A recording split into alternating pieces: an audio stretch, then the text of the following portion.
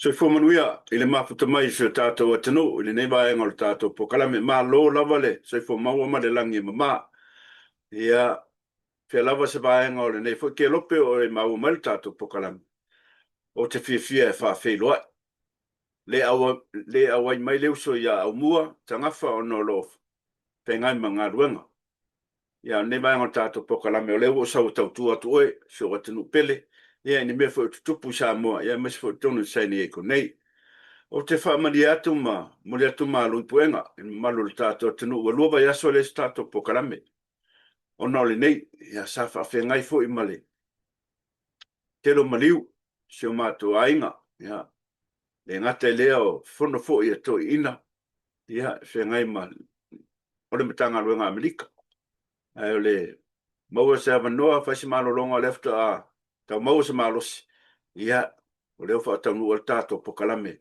ile ne yaso ina ua tos 4 minuti on taler fitu tau fiafi America nei ia ile aso sa lono winga ia o lefta o maia to nai o fono fa le kalesia ia mese fo i sauninga sa ta pena ye pa i o la fenga ruenga i so se fatu fa taulanga sa fita tunga fa no manu ia wa manu ia o tato ainga ia mese o tato tenu ma lo lavale ta pua i ma lo fo le on sai ma lo fa par pale fatalo fatu ia se uso ia manula fonga ia le ngate leo le uso ia matasila lula la fonga lo fa fonga mai ia marfaltua ia mele ia mission no fa fonga mai ia i Wellington New Zealand ma lo le on site ma lo lavale la par pale fatalo fat se uso ia kaisa to ai kaisa marfatua ia sina mana no falo ma lo soifua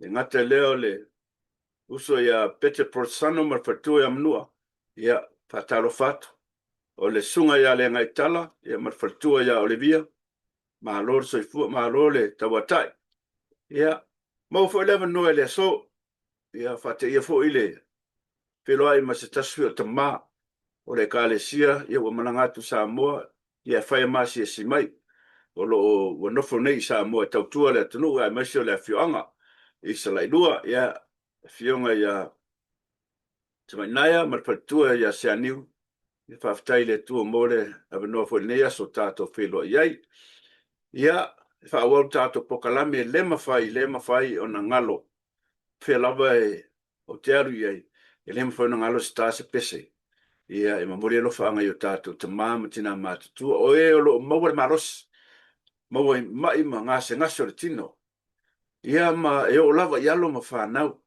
tato fe lava le malos tanga ai o mele mai ia e taringata ia faio ngase i mauta ngase ia fata otolia ia te mole tolo whaanga tato TV Samoa le ngate leo mota malawa na yo tato ai ia mesia na yo tato matua pula la ngotor soifua talo le tu ia le peselea ia tau io se vai malu e mole tuai o to finangalo tau whaanga ngalo ai nisi tinga o le tino pesele mo to umalawa usila whaafonga don't go away we shall return after this.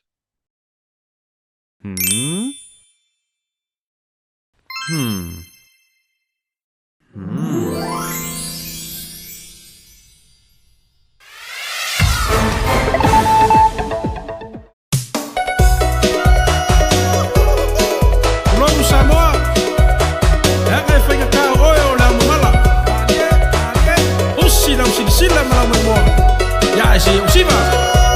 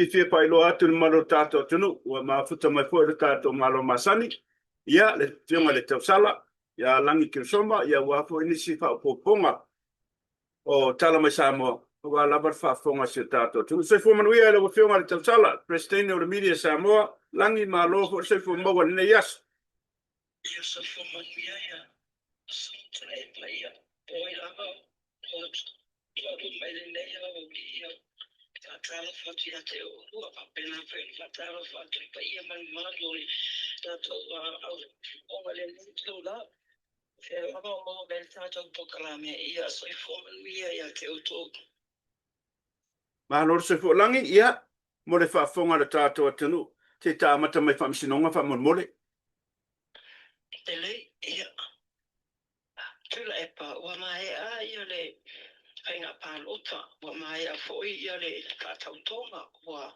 solonga le foi il fanga solonga le fanga malo for fast ia lela wa mato sa unia tu fal pai pai por fama sinonga pe ona ta o terminate e valo tangi o fama sinonga o fa pena ona fama tu win el fama sinonga o fanga palota e fa tangi me le bainga fa fire le HRPP fa tangi al bainga fa fire le fast ia tangi tasi le tangi le sui sa tau watu to tasi o tangi la le HRPP e au fiele tangi a muripola le a tau le sa laki ka sanga i le lo bo to fiene fongo o fongo talai le mota ya au pa au a lofa fu a lo to fu muripola mai le tuma lo ai na le tai o le se tangi festa vai fote vanga fa sanga ya voi inga sione le tuma lo fa sale le anga lima tangi atu I loma lans la meko whaasanga I le sui pale mia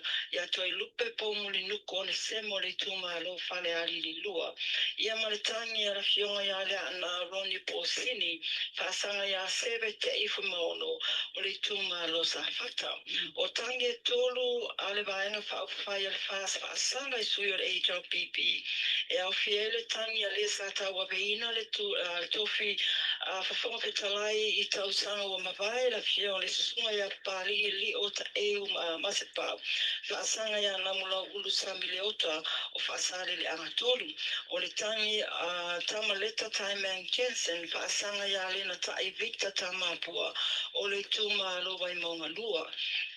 Ia malitangi la fionga ia ngele se kati fia ui whaasanga ia vai lua Senator Nori Samau o le tuma lo whaasale le anga lua o le tangi muli muli o le tangi la fionga ia fui mono Maria Meredith o ia le sa tau wā o le sui tuto atasi whaasanga le minister whaato anga mawhainga whaiva e le fionga ia fui mono tito a safo o le tuma lo whale ali tasi o mai au le whaatulanga le whaamasinonga le whaangasolonga o whaamasinonga whapalota mai foi le whaasolonga I mata upo po o tangi na mua whaaudu atu o tangi whaasanga tu o tangi manei o tangi whaasanga tu a inga foi e whaapeo whainga solitura whono na whaatino I le taima le whainga palota mai au fia I le tūlanga foi lele o le whaato sina foi lele ave ino tupe o tau mawha o a uma mea whaapena le la tau le malpractice ma le corruption o le aspirale o le vai aso tuana I na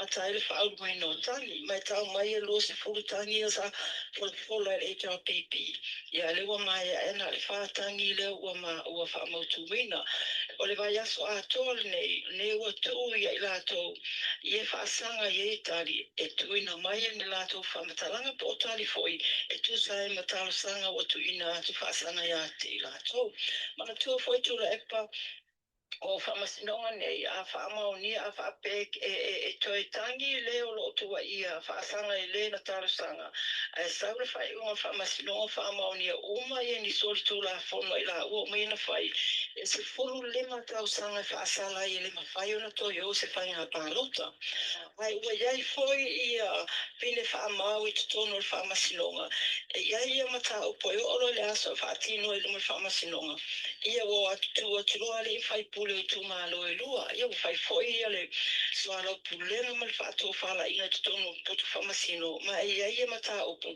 o atua e whaaui mai lawa I tua I vaenga whapena e tue se whai foi ia la ua mai le tūlanga le ono whaasara ina whaatasila o spulu lima tau sanga pēr ia o whamasinonga foi la le nei po le ale whai unga whamasinonga sawe pa ule o to o manu malo me whainga pālota ia e tue foi le nai tū malo e toi whai le pālota I titi. Ia o le vai aso atoala nei o le utu atu e la tau I na whaasanga I tangi. Ina ia tu ina atu ni la tau atali e tu sai. Matalu sanga whaasanga I ate I la tau. Wow. Wow. E ise sala tupe o mea ngā po ngā suli makapsanga langi. E se furu lima tau sanga e o te lepo e matau rea whaasi I tangata atu tongi o mea nei. Se furu whau e tanga. Ia e le tau rea tongi o lo ia whaile ro tu rai mai la tau. A whaamaoni e paua mea whaamaoni ia matau rea whaila.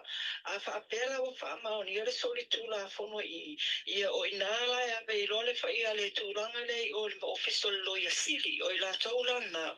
Ia e whaia ni morianga whaasanga ia I la tau nei o whaamaoni ia matau lumo whaamasi longa e ia whaasalanga pēr whape whai e whape o e le mataule foi o le whamasinonga le whanga solo whamasinonga whapalota o le electoral court le whaalwai ai a whamaonia ni la to sori ngā tula whono ia o I le criminal court o inala le ia la whaasalanga tupe po whaasalanga whaapai pui pui. Malo whaftai. Langi I se I whaisau tala o lena mai tawa tulunga o apia fōlinga le whaatata noanga le fionga le palimia. Ia lauli le male toa ia mawhaurunga o matanga luenga. Se whaisau som noanga le vaenga langi whamunmore. Sa lei.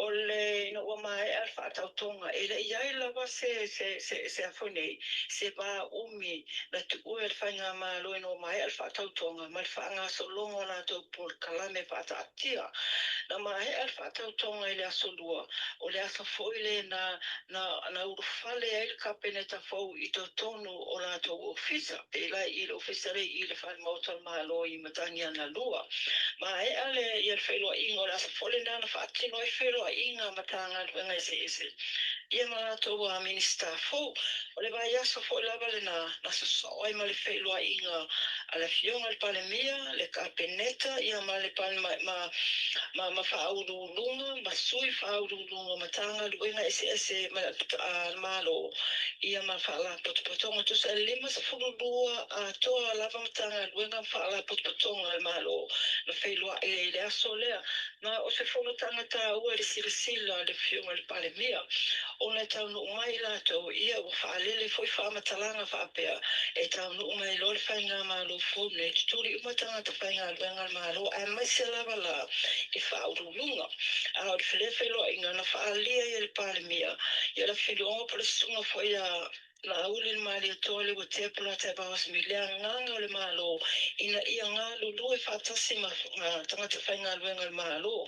E le ma whai o na whaatino ngā luenga le malo e a le ai tangata whai ngā luenga le malo ma o ina whaila le na whea I langa saunoanga. Tala whaalele whaapea o mai lor whai ngā malo te tuli tangata whai ngā luenga na manino saunoanga le pale mea e le loa po pesa wai ia whamatalanga. Ai le aise mea whapena sa fua ina, pe o loo fua ina fo I le malo. O tala foi nei sa whaalele no utula I mai le whaasi le tausanga lua o tasi o te loa o na te mana tua tui nei. Ai le ai loa se mea na tupu. Na ia whamamafa. A fai e se isi o au whainga luenga malo e wha malo lo e wha malo lo la vai lunga o ala fua tu la fono whaata atitia ini tua inga whaasanga I lea tangata ai o se upo wha malo lo fua malo e au noa masa tūlanga tala whengai e matua se isine ia wha mataranga ma na ia whailua inga lea aso ia mo whailava na iai o se whailua inga whaile o mau mua ona whaalawi loa mai fo sa live mai lunga o le peita le malo le whaatele whailua inga lea e se a iei ni me whaapetu tupu o whanutanga whaapenei po whailua inga whaapenei a malo ale malo whauru lungo o tanga luenga whaala potopotonga e close door lava lato tana noanga peitai o se aso e sele ina ua matou te ifo I ba ayo tino whaasala lau tu sao mai whailua inga nei ia ma lava no fole na tu wai fuele le sui na tu tala le banoa I la to po ia se fesidi po ai lava fie saundoa ia la fionga ia nga fili shem leo I o whaurunga leo mtanga luenga o pale mia mar kapeneta o ia foile o whaila tu silta o kapeneta o ia nga lea sa saungoa whapetai I ma lea nganga foile leo I lato po ai lava whainga malo tulai mai o lato o tangata whainga luenga e whaatino lava na lato pito na au o le tau tu o whainga malo ia ma lea tu no ia pela ona mai tau wino le temine ua solonga le lei lava whaanga solonga le whainga malo ia mana matanga tanga ruenga whapena ia whala putuputonga tuma o tia malo. Malo whaftai ua manino le vai niulea. Leo maua leo whauau le talanoanga I le bao Samoa ngalua. Ia Ma tau dia fo faisi leva o fisuta inga nei o le tawa tātou o le toa Samoa toa whelua e ia ta ilua le tausanga o le whelua ai pe whaatolu. Ia o le se tausanga ua whai tutuila ma manua, ia o le se tausanga ua whai mei nei a pia. O le taimi mo le nei ua wala au lia ai ia se ko wana, ia ai ta inane le presidente o le senati o le malo tutuila. I se whaatautonga al parimene ala a Samoa talu o na tula ai maia I le tātou whainga malo tuto atasi le tasi iwa na lua o le taimi mua le nei ua vala uli ai le malo sai I se tātou whaatautonga ma o le whainga malanga la tutuwila le na o taitai mai le fionga le kōwana ia o le sui o le tō wana lutena ia whapena fo le president o le senate ia ma le whailau tusi o le fono o le senate tutuila a o ia ila e nei no mai a ia le whaatautonga o le awa noa le nas a whilo a ia la fionga le palemia ia ma taitai o manei mai tutuila o le taimi mua fo le nei ua wala au lia ila ua I to tono o le portofono o le kāpeneka telefono o mai e tau sanga o mawai, papi pitai, o le whatau whalele le potu, o le potu whono kapeneta, na whaalia na la whionga palimea ia la uli. E uia le i tele se la tanga noanga na whaatino, i le toi whaawa wino le tanga noanga le vao o motu e ua, a e lea ua ta atia e luma mauta, e whaawau lava la tau tala noanga, ma o nisi le mata upolo o sila sila le whainga malo sa moe toi whaawau le tala noina matutuila, e tamai o le tau sanga lua olo se fumi. Tau sanga lua olo se fumi.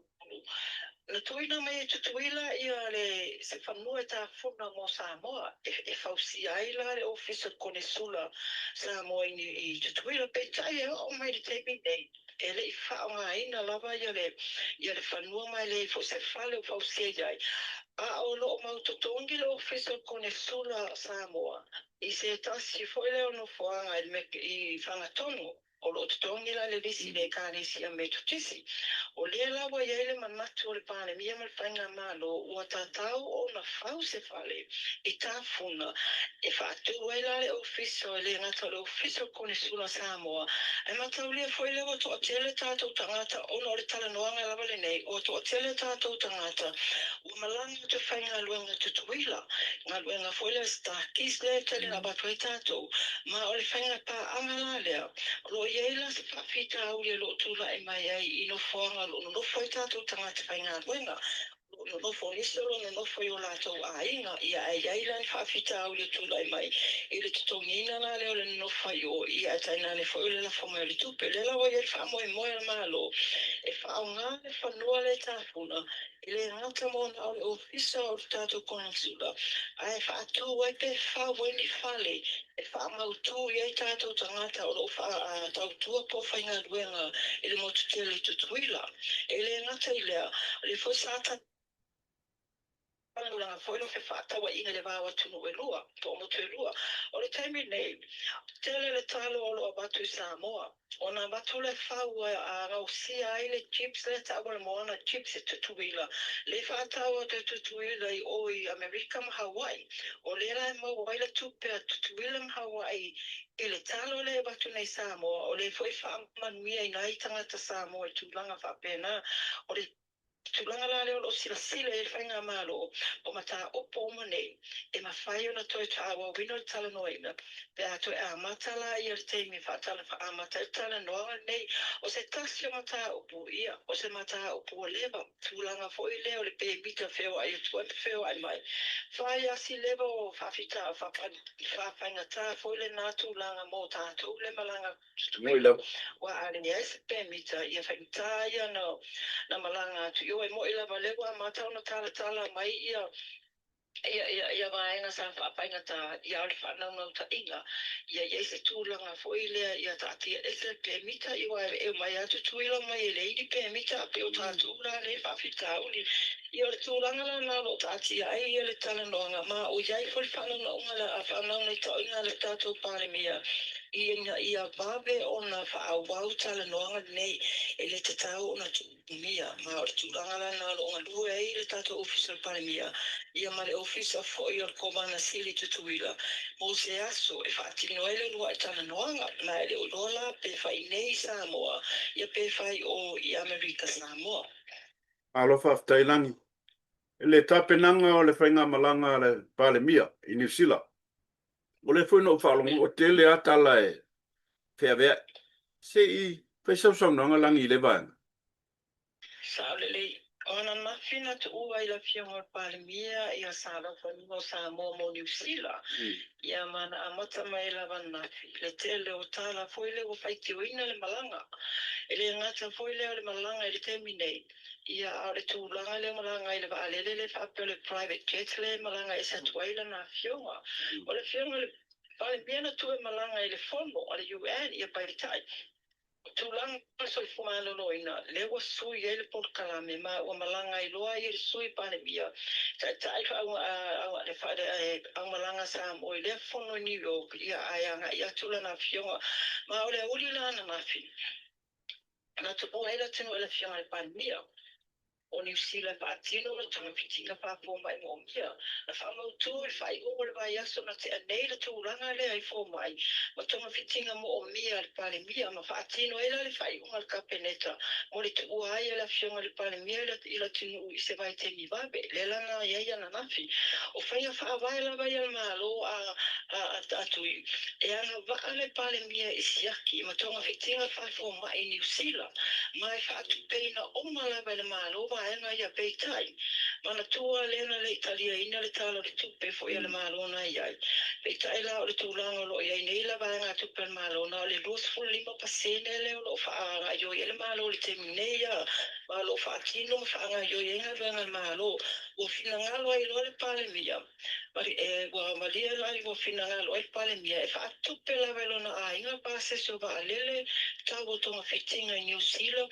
Ia ma le tuma le no whaanga fo e whaamautu i New Zealand te minei. Tu sala, e le ai ma se tupe le malo o lo whaonga ina i le malanga o lo malanga tuai le fionga le pale mia malona whare tu i New Zealand. Pau le tūlanga na whaamaonia kapeneta o le whaamaonia o le malanga la na fionga i tūlanga whaafong tonga fitinga i New Zealand. Ao se upu lava tau se leni na whaonga ina pa o whaalu i le malanga leo lo alu nei.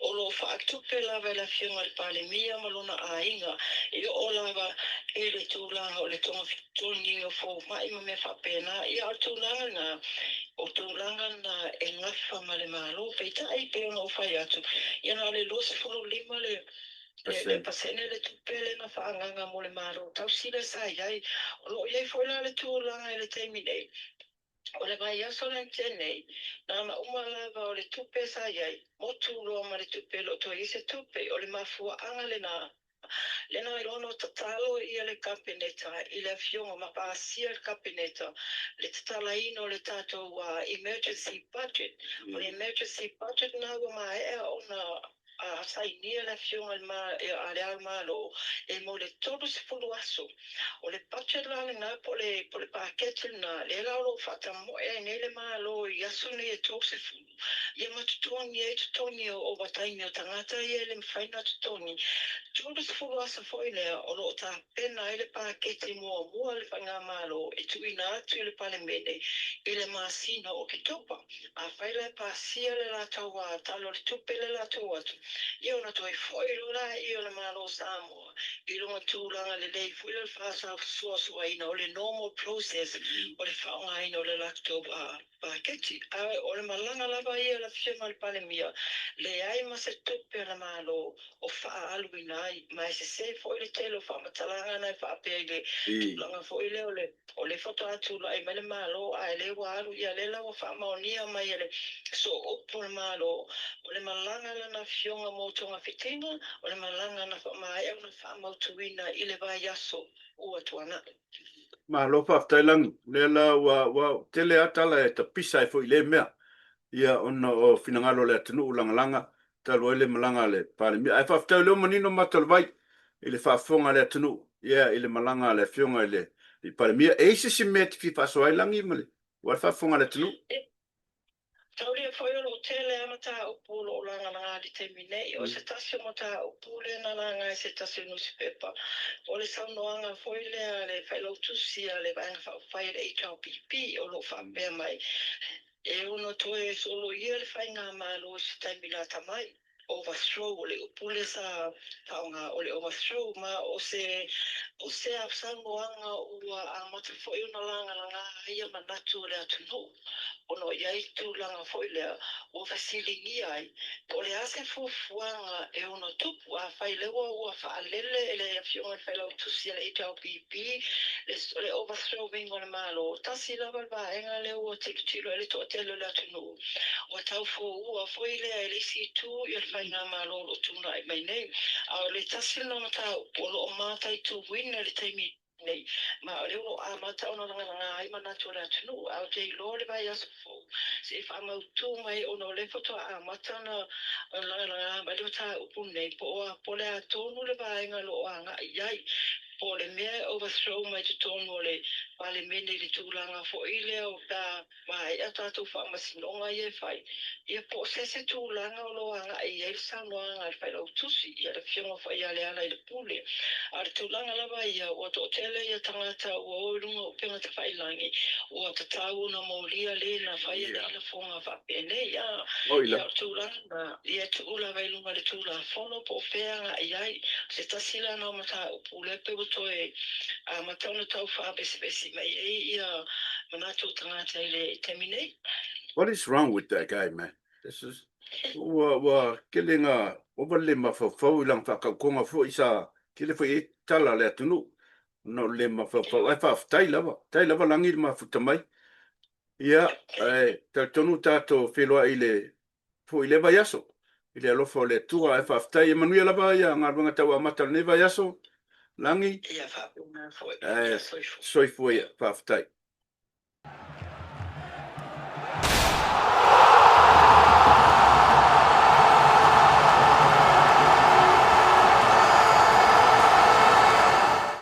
Ua whasolta mai te tustala, ua whawhonga fo le tātua tinu. E re maroro la wale tau whareanga. So ki ofo ka ika se. A pe au i whalangolango whenga malo. Ia, tātua tu pēa ele. Whenga malo mana, tamu whenga fo. Mo le si lima tau sanga.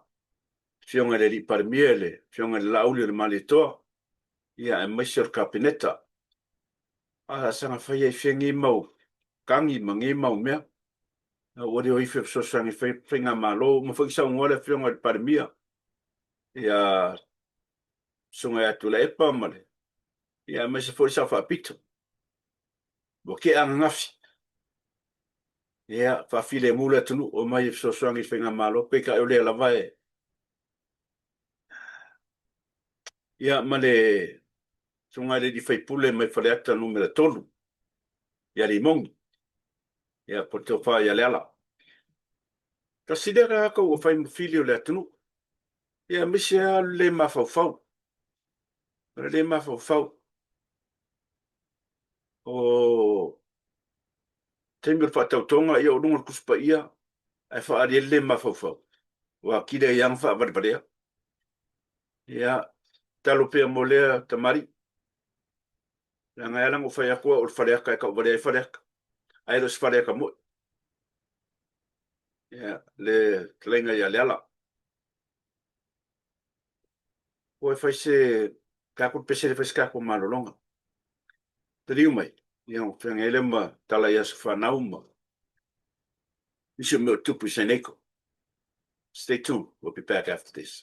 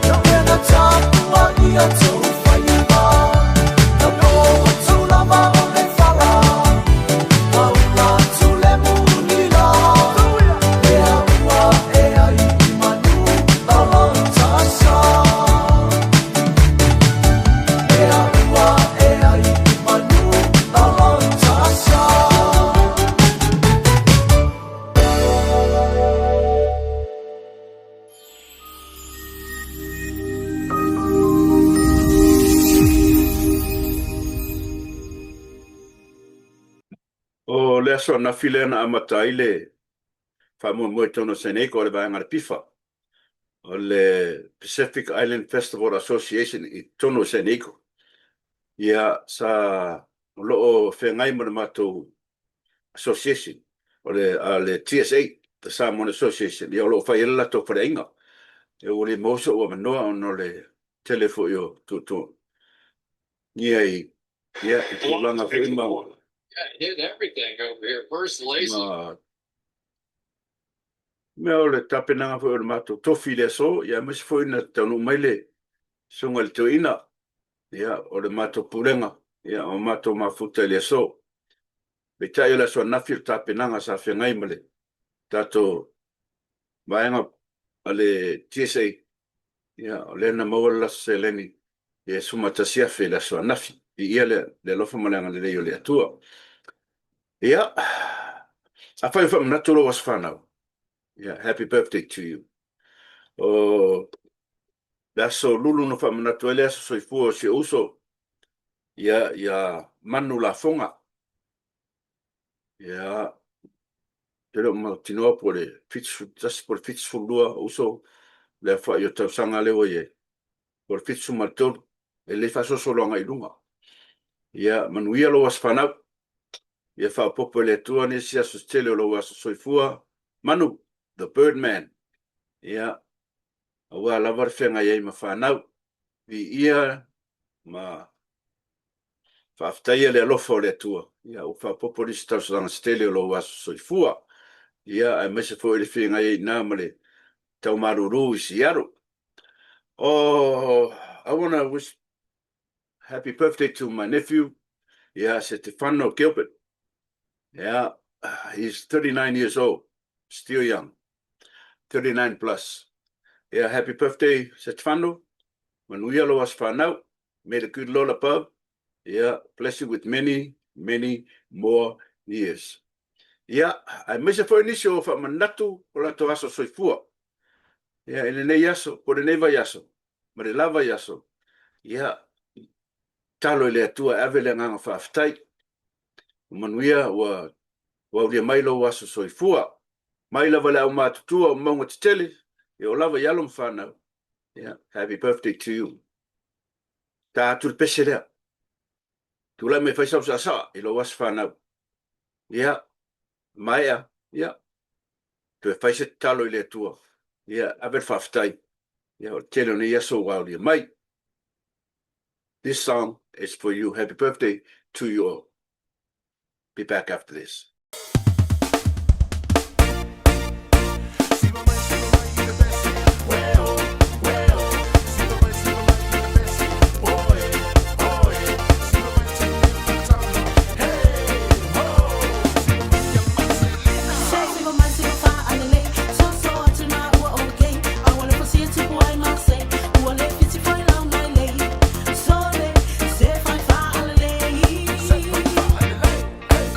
Sassy